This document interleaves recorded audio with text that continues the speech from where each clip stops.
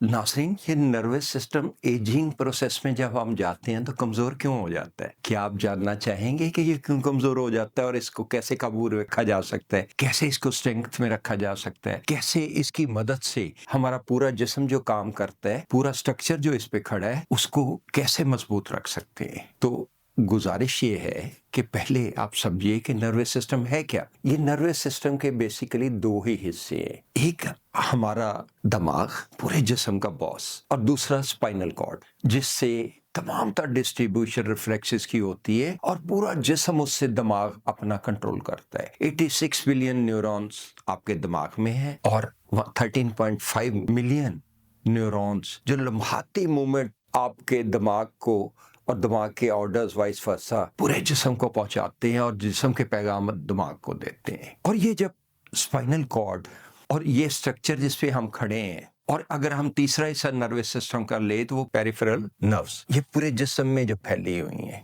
और बहुत अल्लाह ताला ने डिटेल में इसकी कारीगरी की है कि इस लिहाज से कि हर एक हमारी जगह जगह पे ये नर्व्स जाती हैं और हर लम्हे दिल की धड़कन के साथ इसमें फ्रेश ब्लडेड ऑक्सीजन जाती है और कार्बन डाइऑक्साइड वापस लाती है। ये हमारा नर्वस सिस्टम उस वक्त कमजोर होने लगता है जब हमारी हड्डियां कमजोर होने लगती हैं। हड्डियां कैसे कमजोर होने लगती हैं? बेसिकली ये 7 चीजों पे मुश्तमिल है: calcium, vitamin D, magnesium, phosphorus, silicon, copper and fluoride. Problem तो बुढ़ापे का था, लेकिन आजकल बच्चों में भी आ गया है क्योंकि उन्होंने धूप में नहीं निकलना। जो मेन एसेंशियल पार्ट्स हैं हड्डियों के विद मेजर परसेंटेज कैल्शियम वगैरह, वो अब्सॉर्ब ही नहीं होते, डिपेंडेंट है ऑन विटामिन डी जो हमारी स्किन पैदा करती है in response to the sun rays. और जब एक्सपोजर ही हमने मिनिमाइज कर दिया, सारा दिन ये एसी में बैठना है, ये गाड़ी में बैठना है, ये घर में बैठना है और कवर झुका के बैठना है, कभी कंप्यूटर पे कभी मोबाइल पे, तो उसमें जब हड्डियां कमजोर होती हैं, इन चीजों की कमी आती है, लेट्स से lack of vitamin D. Even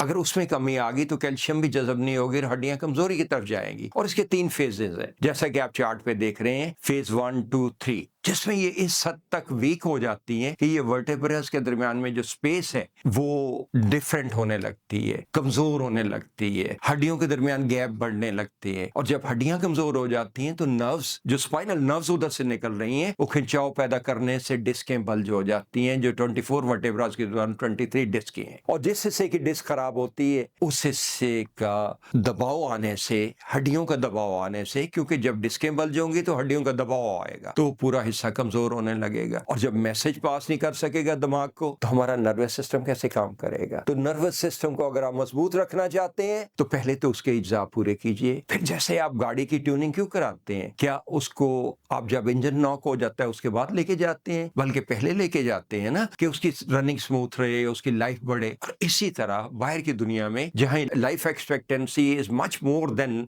in Pakistan now. Here it is 67.5 और बाहर की दुनिया में now it is going above 80s। तो जब इतनी ज्यादा फर्क है तो उसको फर्क को हमें दूर करना है। वो प्रिवेंटिव केयर के तौर पे कायरोप्रैक्टर ट्रीटमेंट कराने के लिए, प्रिवेंटिव केयर के तौर पे भी, प्रॉब्लम आने पे तो कराना ही कराना है, प्रिवेंटिव केयर के तौर पे भी बार बार जाते रहते हैं, जैसे आप गाड़ी की ट्यूनिंग कराते हैं। तो इसी तरह ट्यूनिंग कराने के लिए and before that you have to keep जो इसके कंटेंट्स हैं, जो हड्डियों के अज्जा हैं जो मैंने मेंशन किए, उनको पूरा रखना। तो अगर आप नर्वस सिस्टम को मजबूत रखना चाहते हैं, कम टू द कायरोप्रैक्टर। इंशाल्लाह आपकी लाइफ में भी इजाफा होगा, लंबी उम्र होगी जैसे बाहर के मुल्कों में हो गई है, और हम सेहतमंद जिंदगी के साथ आगे बढ़ सकेंगे उस लाइन की तरफ जो अल्लाह ताला ने हमारे लिए मुतय्यन की है। Stay up blessed. अल्लाह हाफिज।